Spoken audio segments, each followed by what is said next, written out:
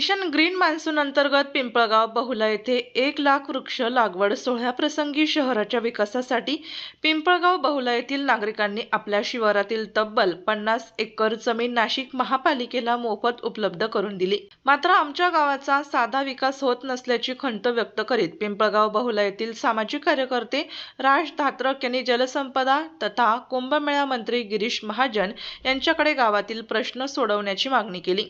नाशिक महानगरपालिकेमध्ये पिंपळगाव बहुला साधारण 30 ते 35 वर्षापूर्वी वर्गीकरण झालं। साधारणतः कुठलाही गाव जर नगरपालिकेमध्ये वर्गीकरण जर झालं तर त्याच्या बदल्यात नगरपालिकेकडून ज्या मूलभूत सुविधा असतात त्या मूलभूत सुविधा त्या गावाला भेटायला पाहिजे। पण गावाचा दानशूरपण जर तुम्ही बघितलं 27.5 एकरचा एक गट आणि 25 एकरचा एक गट असे टोटल 52.5 एकर जमीन ही पिंपळगाव बहुलाने महानगरपालिकेला दान केलेली, कुठल्याही प्रकारचा मोबदला न घेता।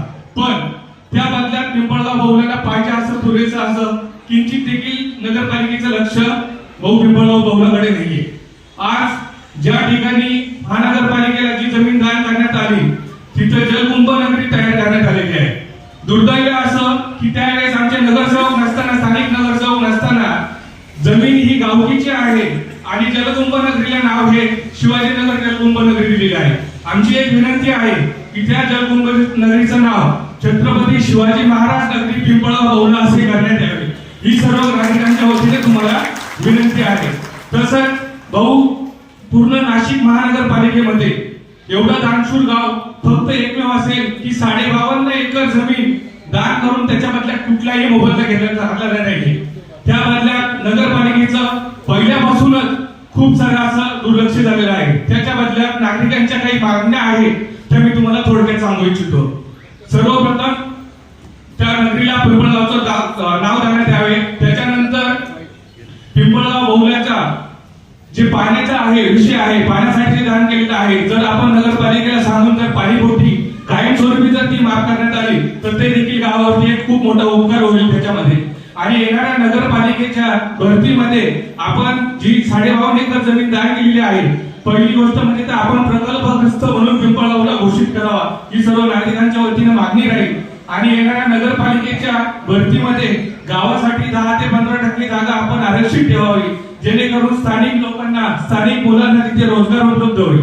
आणि गावाचा जर भौगोलिक विचार जर बघायचा गेलाच आहे तर इथं आता ही नदी आहे, नदीच्या त्या साईडला पिंपळगाव बहुला आहे, नदीच्या साईडला आपण इथे उभं राहिलेलो आहे, इथे बेलगाव जागा येत आहे आणि इथून पुढे गेलं तर तिकडे तिरडशीर येतं। पाहिजे तसा विकास हा नगरपालिकेला करता येत नाही।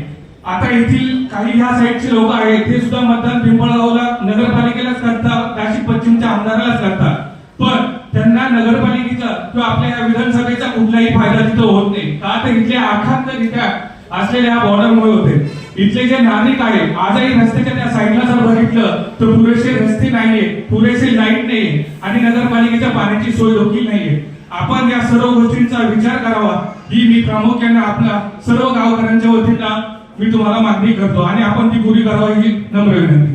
यावर जलसंपदा तथा कुंभमेळा मंत्री गिरीश महाजन यांनीही सर्व प्रश्न लेखी स्वरूपात द्या, मी मनपा आयुक्त आणि महापौर यांना सांगून सर्व प्रश्न सोडवण्याचा प्रयत्न करू असा विश्वास व्यक्त केला। निश्चित आपण त्याच्या मागण्या केलेल्या आहेत, पिण्याच्या पाण्याच्या बाबतीमध्ये असेल, नामांतराच्या बाबतीमध्ये असेल, छोटा पूलच्या बाबतीमध्ये असेल, ज्या ज्या काही मागण्या असतील त्या मला लिखित स्वरूपात दिल्या तर ते मला जरा प्रकरण आपल्या नगरसेवक या ठिकाणी आहेत ते निश्चित त्याचा पाठपुरावा करतील।